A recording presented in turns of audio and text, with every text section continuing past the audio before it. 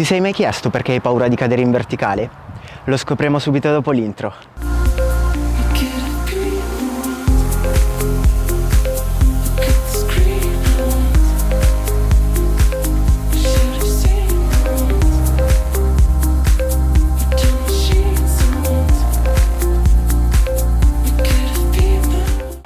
Ehi Balancer, benvenuto in questo nuovo video. Se non mi conosci ancora, io sono Francesco Mazzone, fondatore dell'Online Stand Academy, la prima scuola online di verticalismo. E in questo canale troverai settimanalmente dei contenuti inerenti al mondo della verticale e al verticalismo. Ho iniziato questo video facendoti scattare questa scintilla e volevo richiederti appunto perché hai paura di cadere dalla verticale. Voglio farti ragionare un attimo. Immagino che la prima volta che hai guidato una macchina eri impanicato, non sapevi dove mettere le mani, quindi anche lì avevi paura di sbattere con la macchina ovunque, giusto? O mi sbaglio? E ragiona un attimo, avevi paura di sbattere ovunque perché non sapevi dove mettere le mani, non avevi la coordinazione tra il volante, l'acceleratore e la frizione, eri totalmente nel panico. Ed è normalissimo perché non avevi ancora la conoscenza di tutte le parti della macchina, degli spazi che ti circondavano e di quello che avresti dovuto fare in una situazione di emergenza. Ed è la stessa e identica cosa che succede nella verticale.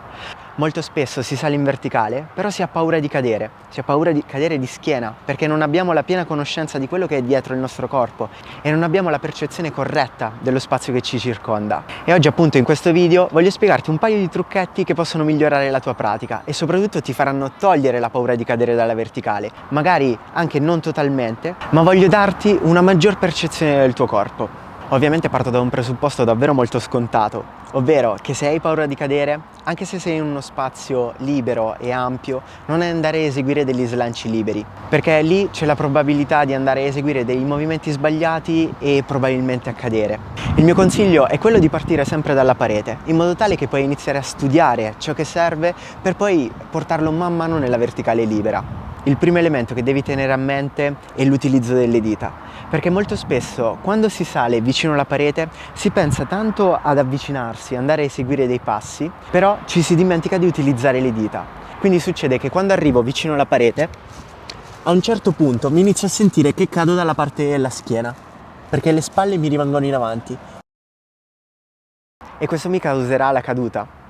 Invece dobbiamo cercare di attivare il freno per non cadere dalla parte della schiena, ovvero le dita in questo caso. Quindi quando ti vai a avvicinare alla parete, devi cercare sin da subito di andare ad aggrapparti a terra, di premere tantissimo con le dita, perché questo, anche se dovessi perdere le gambe, la pressione delle dita ti riporterà verso la parete, anche se stai perdendo l'equilibrio, anche se sei con le spalle in avanti.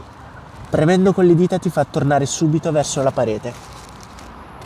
Le dita sono il primo aspetto fondamentale per andare a eseguire una verticale corretta vicino alla parete e soprattutto è quel freno che non ti farà cadere verso la schiena. Le dita si ancorano al terreno andando a premere in questo modo, con la prima falange verso l'alto e la seconda verso l'interno. Questa tipologia di pressione delle dita fa accorciare la leva e fa aumentare la forza. Quindi anziché andare a premere con le dita completamente distese, che abbiamo una forza inferiore, andiamo ad accorciare le dita e andiamo a premere come se volessimo bucare il pavimento. Questa è la prima garanzia che non ti fa cadere verso la schiena. Un altro aspetto fondamentale per togliersi la paura di cadere è il saper cadere. E l'esercizio che ti propongo adesso è proprio la discesa tecnica di pancia alla parete. Una volta che sei arrivato abbastanza vicino alla parete, non ti stancare nel ricamminare avanti per scendere giù, ma cerca di eseguire un solo passetto di qua con la mano e porta le gambe lateralmente, cercando di mantenere una gamba ancora sulla parete e l'altra la butti giù. L'errore che viene fatto molto spesso è che si cerca di lanciare giù le gambe senza aver fatto il passo, in questo modo.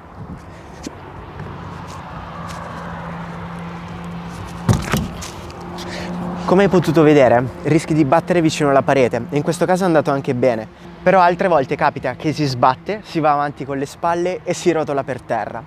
Ma dobbiamo cercare assolutamente di andare a evitare questi errori.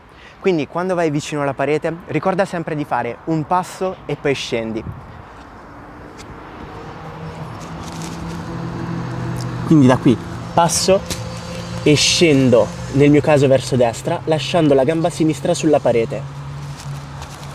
Cerca di eseguire tantissime volte questo movimento perché è un movimento che deve essere automatizzato, perché in un momento di emergenza che sei stanco e devi scendere dalla parete, devi cercare di andare a eseguire un movimento semplice che ti faccia scendere subito.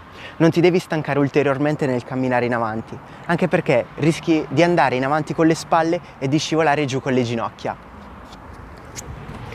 Soprattutto all'inizio, se non sei condizionato con la spinta di spalle, probabilmente può succedere questo e rischi di scivolare con le spalle in avanti o, nel peggiore dei casi, finire anche di testa a terra, e questa non è una cosa simpatica. Prima di raggiungere completamente la verticale pancia alla parete, ricerca sempre questa discesa di sicurezza, perché davvero ti salverà in tantissimi casi. La paura di cadere è anche data da una poca resistenza e da una eccessiva stanchezza.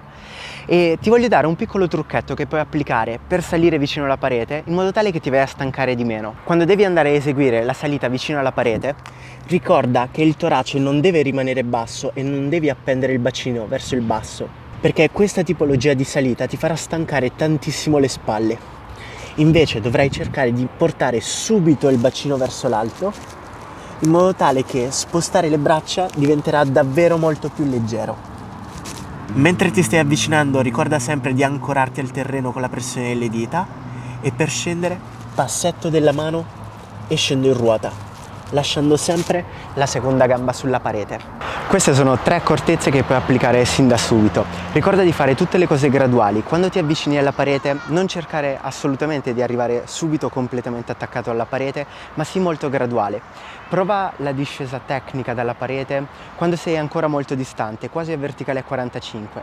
Poi man mano ti avvicinerai sempre di più e andrai a eseguire e automatizzare questo passo per la discesa. Se sei costante nei lavori e provi e automatizzi questi schemi, ti toglierai la paura di cadere dalla verticale, perché appunto sarà automatizzato questo schema di discesa. Per avere poi più consapevolezza di quando sei a testa in giù, ovviamente dovrai cercare di imparare anche di utilizzare tutte le varie attivazioni del corpo, quindi la spinta a spalle, l'attivazione del torace e la retroversione del bacino. Se non le riesci ancora a controllare bene, ti invito a dare un occhio alla guida Essential Handstand, troverai il link giù in descrizione, dove ci sono tutti gli elementi necessari per partire da zero fino al raggiungimento della verticale libera. E se vuoi seguire insieme questo percorso, io ti aspetto all'Online Stand Academy, troverai sempre qui il link giù in descrizione, dove potrai prenotare il tuo coaching o le lezioni di classe e insieme andremo a seguire questo percorso.